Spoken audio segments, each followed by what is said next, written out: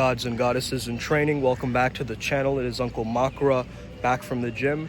Today I want to talk about how do you know whether a channeler is authentic and they're actually creating a ripple effect to affect a heightened state of consciousness and help you on the pathway to ascension or not. Number one is to understand whether or not this channeler is speaking about positive topics or very doom and gloom negative topics. If they're creating really weird predictions or they're trying to put you into a fear-based mentality, usually it might just be a false light being or an astral entity that's taken on another disguise, you could say, in order to convince you of that narrative. That's number one, is you got to watch out if there are any aspects of negativity, darkness, anti-life energy, anti-survival speech or rhetoric. Then you can start to understand that, okay, maybe this is not who they say they are, and there's an aspect of this being that is trying to feed off of you, because it could be that they're trying to spike your negativity up so that they can feed off of you, right? It's really, really key and important that we start to understand when a channeler is making these outlandish predictions or they have some hidden agendas, it will start to show in their behavior. Like, remember the time that Bashar told us all to vote for Kamala Harris?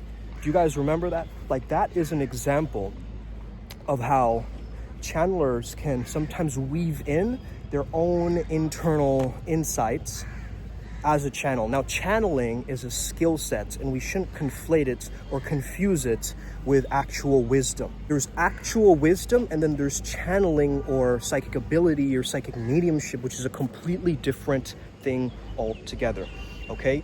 So I'm a channel. I try to stay as pure of a channel that I can, because it's so easy to get swayed, right? In this new age spirituality kind of trickery community, everything is one of the same, and everything is kind of conflated with each other, and there's different mystical smoke screens and jargons and things like that. And it's really difficult to get yourself started, right? Get the ball actually rolling to understand that, hey, maybe this is something that can actually be beneficial for me and not this random thing that's taking me more away from me.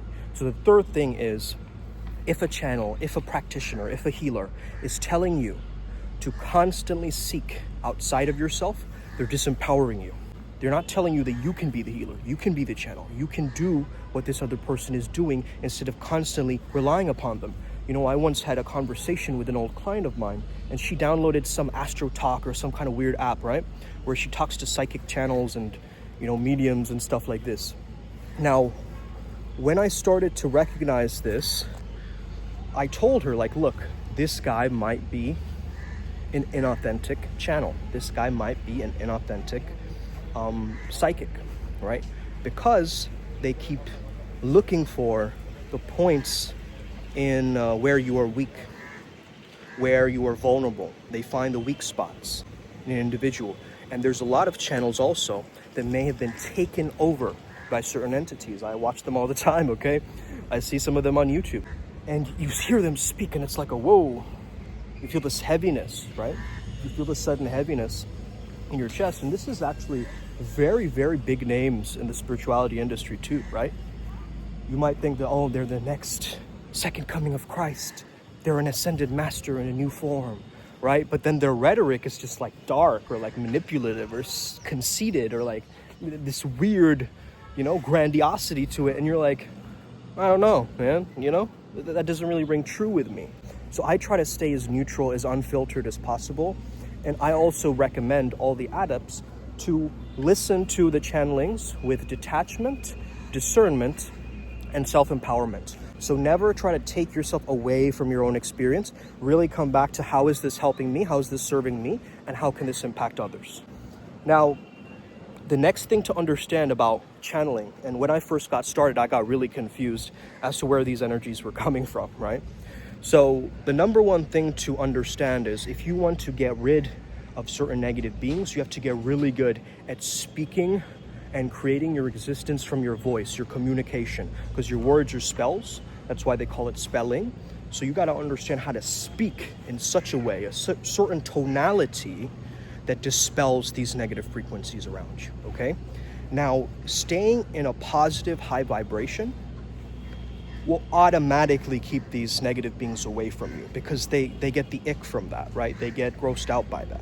They're disgusted by that energy. In fact, they don't even recognize it because they can't siphon off of it, right? Let's say a lion is chasing after you. It's not going to find the most strongest example. They're going to find the low frequency individuals to attack, right? Because that's like, they're already harmed. They're already wounded. They will start to recognize that not only are they wounded, but they're also lost, okay? Now, a lot of channelers, what they do is, they're very good at channeling, don't get me wrong, right? You can translate and be a very good translator. But the real key here is to understand, is it bringing people into a greater expansiveness, greater results, greater effortlessness, more ease, more authenticity, more lightness? That's how you know you have an authentic channel who's holding the clear frequency of that being. And perhaps you might see that a lot of people have a great body of work. That's how you know you're channeling.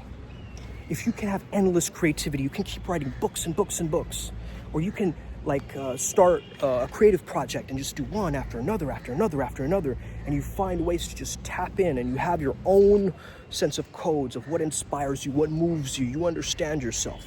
That's how you know you can reach an authentic channel, because that's what ascended masters do as well. Take an example of, I personally would say that Vivekananda is an ascended master, because look at his body of work, right? Look at the poetry that is there. So I'm in West Bengal, Kolkata right now, right? This is my hometown. So I understand I have that moving through my blood, right? I have that same level of creativity that I won't stop making videos, I won't stop posting, I won't stop spreading my message as a channel, right? Because I'm not scared anymore. Earlier I used to be hesitant. Maybe I shouldn't share this. I wonder if the Palladians will attack me if I say this. I wonder if the Illuminati will come after me, right? I'm not worried about those fears anymore, because those are divisive schemes and different things that are in the minds of the collective hive mind. They are not my pure thoughts. They are not my pure awareness of how I wish to express myself and open myself to God, to source, to be the ultimate channel. So this white magic, you could call it, or the most aligned mysticism, comes from the Most High. And once you can embody that, then you can start working with all these other guides, okay? Now, someone commented on my video about spirit guides. We should not rely on spirit guides. We should only be by ourselves. Listen, if you're ever using the word should, you also have dogma in your language. There's no shoulding in this journey, okay? Stop shoulding everywhere. This is not that process, okay? Whoever you were.